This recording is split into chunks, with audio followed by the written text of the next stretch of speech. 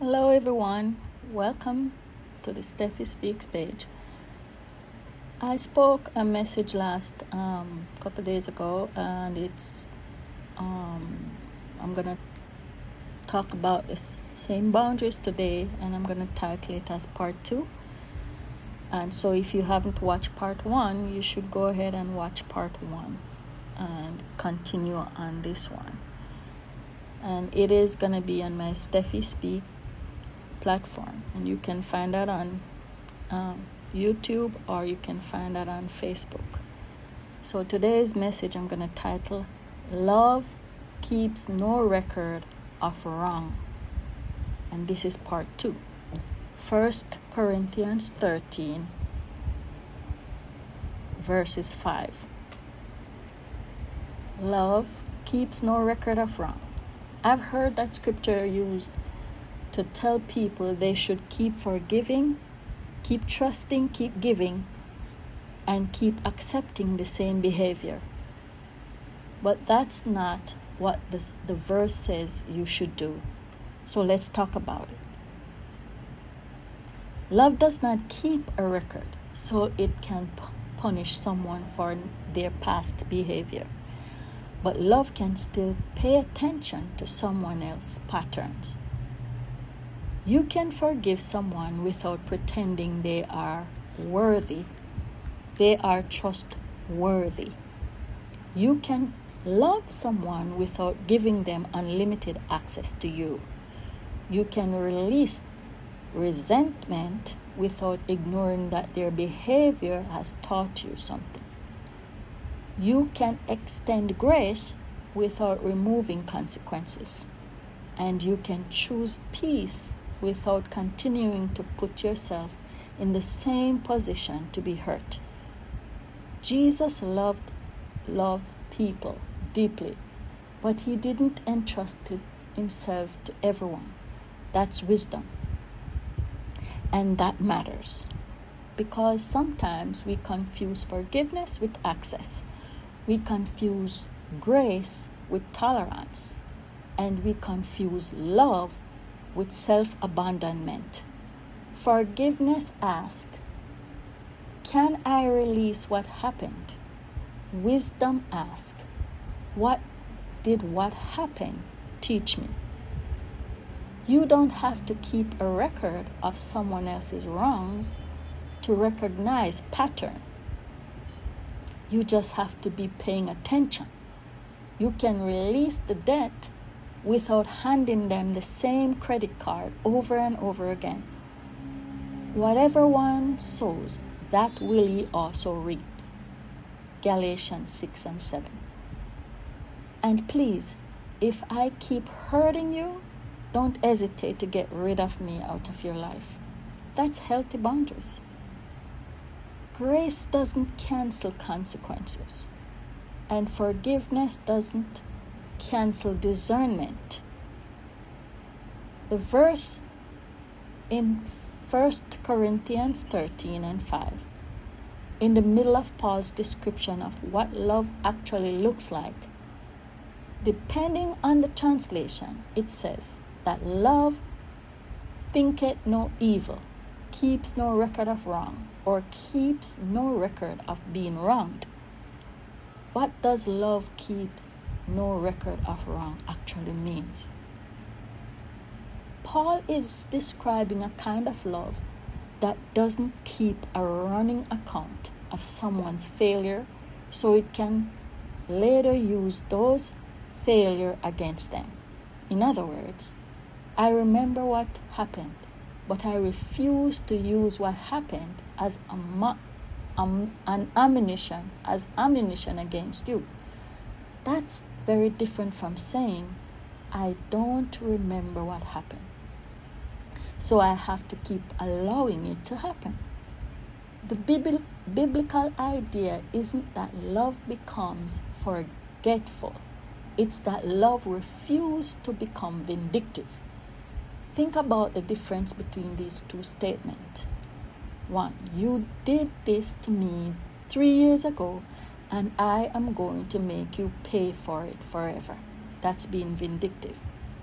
Versus, What happened hurt me. I have forgiven you, and I'm not going to weaponize your past against you. But I also need to be honest about what happened and make wise decisions moving forward. That's guarding your heart. The second response can be completely consistent with biblical love. And this is the important part of this conversation. If someone says to me, "But love keeps no record of wrongs," I agree. I don't believe we are supposed to keep a record of someone else's wrong so we can punish them, shame them, or continually bring their past back up. I believe forgiveness means releasing the offense and refusing to live in resentment. But I don't believe Scripture asks us to become unaware of patterns or to pretend something didn't happen. Forgiveness and discernment can exist together. Remember that. Because remembering is not the same as keeping score. For example, if your husband repeatedly betrays your trust, remembering that isn't bitterness. If a friend repeatedly uses you when they need something and disappears when you need them, notice that it's not keeping a record. You notice it. If an adult child continues to disrespect you, recognizing the pattern is not unforgiveness. If a family member repeatedly violates your boundaries, establishing a different boundary isn't revenge. I forgive you, and I also understand what I have learned from this relationship. Those two things can coexist. There is another important biblical distinction. Forgiveness deals with your heart. Trust deals with someone's demonstrated character. They showed you who they are. Reconciliation deals with the relationship. I refuse to stay in an unhealthy relationship. Boundaries deals with access. Will you continue to let them hurt you? Or should I continue to let them hurt me?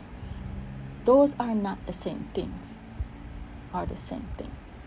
You can forgive someone and still need boundaries. You can love someone and stop enabling them. You can release resentment and still require accountability. You can pray for someone and still recognize that they aren't currently safe or healthy for you to be closely connected to. And you can refuse to retaliate without pretending everything is okay. That's actually one of the beautiful things about biblical love. Love is not revenge, but love isn't blindness either.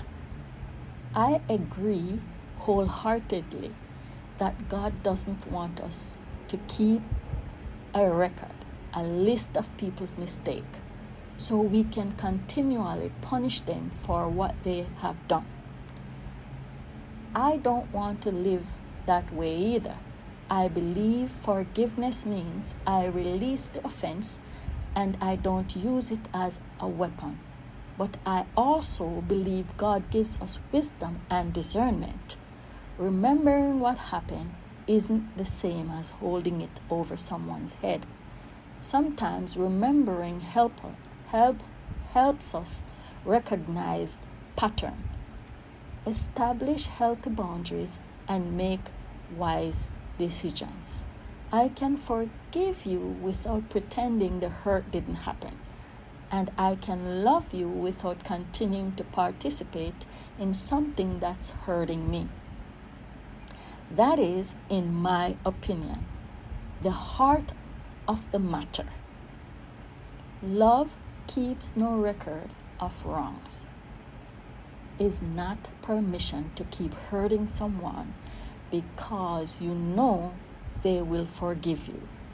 It is a call for the person who has been hurt to refuse resentment, revenge, and scorekeeping.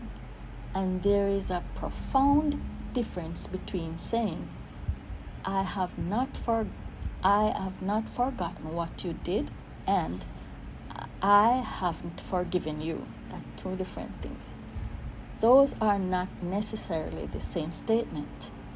I have not forgotten what you did, and I haven't forgiven you. Two different statements. Sometimes forgiveness sounds like this: I remember, I learned, I released the offense, and now I am going to let wisdom determine what happens next. That's not a lack of love. That's mature love. I have not forgotten, and I will never let you forget what you did. That sounds like scorekeeping. I have not forgotten, but I have forgiven, and I will not intend to use it against you. That can be forgiveness. I have not forgotten because what happened changed how I trust you. That can be discernment or boundaries. I have not forgotten because I need to protect myself from the same pattern happening again and again. That can be wisdom. Paul isn't telling Christians to develop amnesia. He's addressing the way love handles offenses. A person can remember a betrayal without living the bitterness over the betrayal. And I think there is an important distinction between memory and record keeping. Memory says, I remember what happened. Record keeping says, I remember what happened and I am keeping it available to use it against you. That's a significant difference. If someone says, if you really love me, you would forget what I did, you can challenge that. Forgiveness does not require you to erase your memory. Forgiveness changes what you do with the memory. You don't have to deny the wound to prove that you are forgiven the person.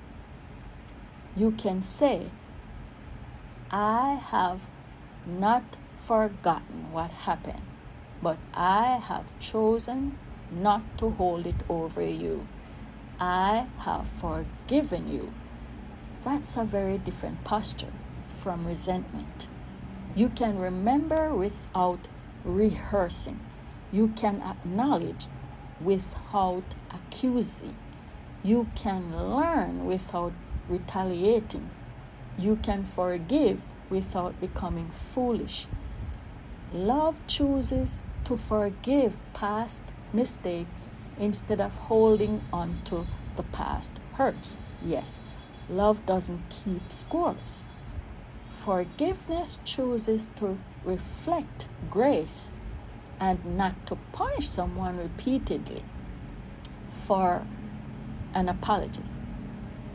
Boundaries are having a healthy attitude, but it doesn't mean staying in an unhealthy place.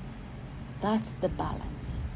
I want you to share this message with someone who is learning boundaries or is trying to establish boundaries or feeling guilty about establishing boundaries. And please let me know your thoughts in the comments. And thanks for being here on the Steffi Speaks platform. Until next time, God bless and keep you is my prayer.